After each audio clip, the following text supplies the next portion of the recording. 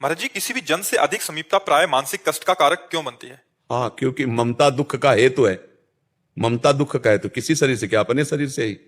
अपने शरीर से भी अधिक प्रेम करोगे तो तुम्हारे दुख का हेतु बनेगी, अगले जन्म का हेतु बन जाएगी। उपाय? भगवान से ममता। कोई उपाय बताइए। सबकी ममता ताग बटोरी, भगवान ही बोल रहे, मम पद मन ही बांध बर डोरी। भगवान से ममता जोड़ लो, अभी आनंद की प्राप्ति होने लगेगी। प्रभु से, श्री कृष्ण से, श्री राम से, श्री हरि से अपनी ममता जोड़ लो, उससे आनंद की प्राप्ति होने। हमें आनंद क्यों नहीं मिलता दूसरे की ममता से? क्योंकि उसका मन है, उसकी बुद्धि है। और हम चाहते हैं कि हम आपको प्यार करें तो आप मेरे मन के अनुसार चलें, आप मेरी बुद्धि के अनुसार चलें। नहीं, आपका भी मन है, आपकी भी बुद्धि है, तो थोड़े दिनों के बाद अपने अपने मन का रास्ता, तो फिर वो हमको दुख होता है कि हमने इसको इतना प्यार किया, हम इतना समर्पण हुए इसके लिए, लेकिन ये हमारे लिए कुछ नहीं। अपनी तरफ से इतना करे इंसान, उसके बाद आगे से ना मिले। हाँ, ना मिलेगा, नहीं मिलेगा, क्योंकि उसका भी मन है, उसकी भी बुद्धि है, समझ रहे ला? हाँ, इसीलिए अंततो गत्वा जो विवेकी हैं वो पूरे संसार में घूमने के बाद जब देख लेते हैं कि इसमें कोई मेरा नहीं, असली में कोई नहीं, तो वो फिर भगवान की शरण में जाते हैं। संभलना बहुत मुश्किल होता है। बड़ा मुश्किल है, बड़ा मुश्किल है।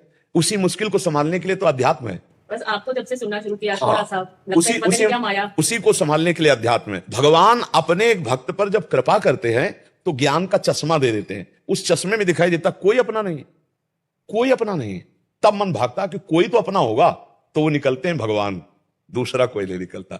देखो, आपको तब तक कोई प्यार करेगा जब आपसे बढ़कर कोई नहीं मिलेगा, और जिस दिन उसको आपसे बढ़कर लगा, भले ना हो आपसे बढ़कर, लेकिन उसको लगा, वो आपको छोड़ देगा। और ये मन का स्वभाव है, ये मन का स्वभाव है, वो नवम नवम चाहता है। इतने साल करके वो लगता है कि क्यों ऐसा क्यों होगा। नहीं, ऐसा होगा क्योंकि ऐसी रीति है संसार की।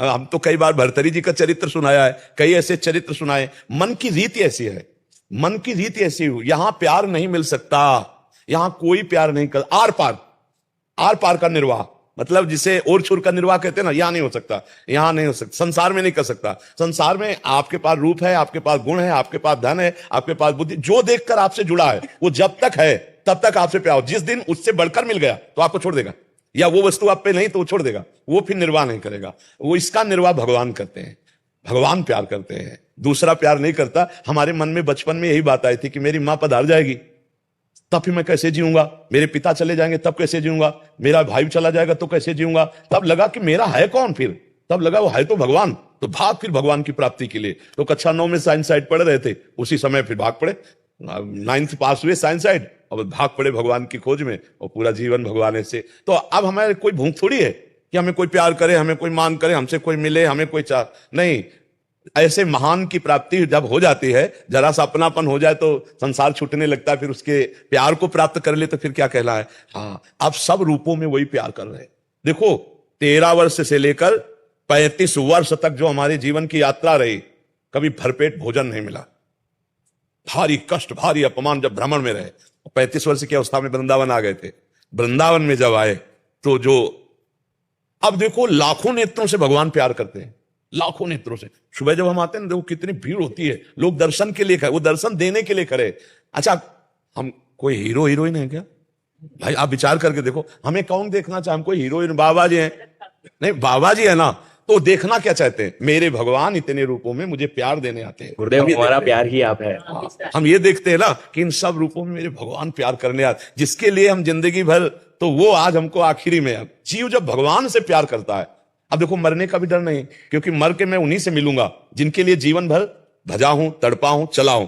तो भला जैसे तुम 10 साल से इंतजार कर रहे हो किसी का, और उसके मिलने के समय होते तुम्हें डर लगेगा क्या? तुम्हें तो उत्साह होगा। तो जीवन भर जिससे मिलने की चाह की, अब शरीर छूटकर उससे मिलने का समय आ रहा है, अब तो आनंद है। अच्छा, जिसने भगवान को ले भजा, अब परिवार से प्रेम किया, अब यही छूटने का समय आ रहा, तो घबरा ली जाएगा वो कि जिनसे हमारा अपनापन है वो तो छूट रहे हैं, अब हम कहां जाएंगे? मर के पता नहीं कहां जाएंगे। हमें पता है मर के हमें कहां जाना है, अपनी लाडली जी के पास जाना है, अपने प्रभु के पास जाना है। तो वही हम सिखा रहे हैं कि यहां प्यार धोखे का है, यहां कोई किसी से प्यार नहीं करता। अपनी सुख वृत्ति से, आपकी पूर्ति सुख की हो नहीं उसको परवाह, अपनी सुख वृत्ति की पूर्ति के लिए वो आपसे प्यार कर रहा है, अपनी सुख वृत्ति के लिए। आप गौर से देखना, अपना मतलब निकल गया। बस। और ये जब बात आपको समझ में आ जाएगी कि मेरे से कोई प्यार नहीं करता, अब मैं उससे प्यार करूंगी जो सिर्फ मेरे से प्यार करता है, और वो भगवान है। राधे राधे महाराज जी आज ये देखा जाता है कि जो लोग धर्म पूर्वक ईमानदारी से अच्छे कर्म करते हैं वे लोग दुखी रहते हैं और इसके विपरीत जो नहीं, छल ऐसा कपट नहीं करते है, हैं ऐसा नहीं देखा जाता।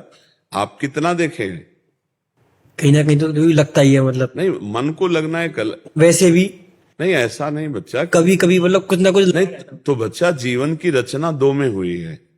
जब हमारा शरीर रचा गया तो दो रचना हुई है, एक पाप और एक पुण्य, दोनों से मिश्रित बनता है। ये जो मानव देह बनता है ना, ये दो से मिला के बनाया जाता है, पाप और पुण्य। जो देव देह है ना, वो पुण्य से केवल बनता है। जो यातना देह नरक का है ना, वो केवल पाप से बनता है। और जो यहाँ मृत्यु लोक में जितने भी देह हैं, उनमें दो हैं, पाप और पुण्य।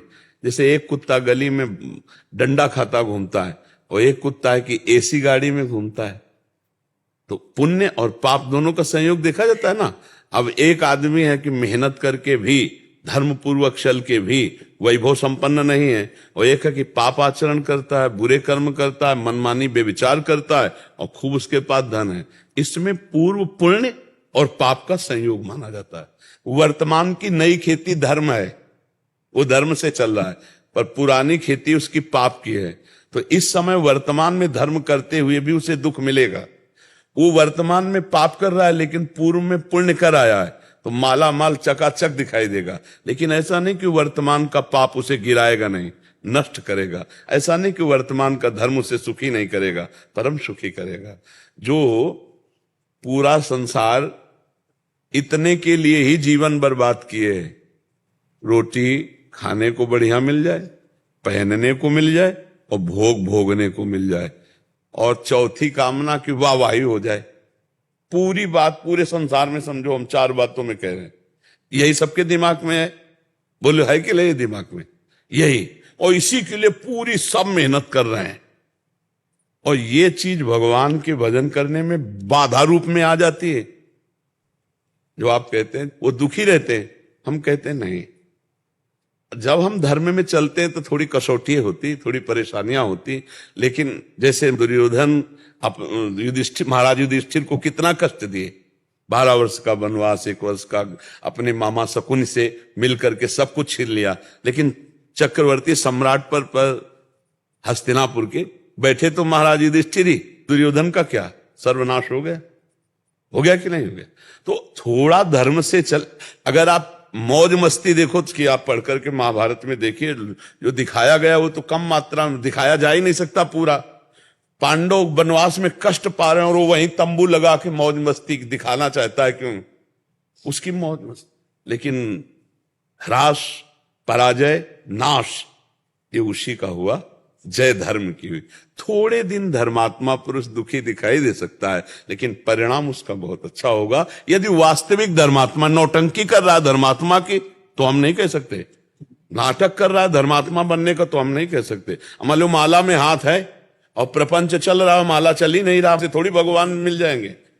तो अब जैसे एक आदमी 1 लाख रुपया दान कर रहा है, तो धर्मात्मा है ना, लेकिन समझना पड़ेगा, अगर वो 1 लाख रुपया अपने नाम घोषित करवा करके, छपवा करके, इसके वो धर्मात्मा नहीं है, वो धर्म नहीं बनेगा उसका। हो गया उसका यश, तो सब गया पुण्य। तो ये भी बात है, धर्म को करते हुए धर्मात्मा पुरुष आगे महासुख को प्राप्त होता है। लेकिन पाखंड, नाटक, दंभ, दिखावा, ये धर्म नहीं होता।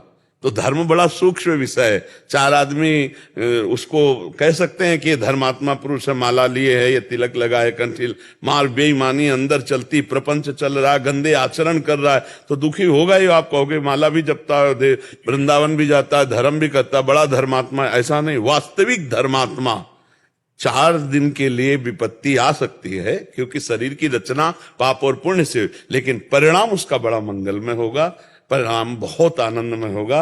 ये हम अपने जीवन से कहते हैं, और बड़े जीवन और औरों के भी जीवनों से कहते हैं। देखो सुदामा जी धर्मात्मा पुरुष हैं, 4 दिन की बात की, उनको खाने को भी नहीं मिलता था, लेकिन परिणाम में जैसी द्वारिकापुरी वैसी सुदामापुरी हुई। समझ रहे ना? धर्म से चलने वाला एक दिन परम सुखी होता है। वर्तमान में जो पापाचरण करते हैं उनकी दुर्गति यहीं देख लो, विनाश हो जाता है। एक दिन सर्वनाश हो जाता है। और जो धर्म से चलता है वो दीपक की तरह भले जले, लेकिन धीरे धीरे वो प्रकाशित होता रहता है। इसलिए कभी ऐसी आस्था न बना ले, ऐसी भावना को, ये गलत भावना है। धर्म विजयी होता है, धर्मो रक्षति रक्षिता। पाप गलत गलत होता है, आज नहीं तो कल, आज नहीं तो कल, मतलब आज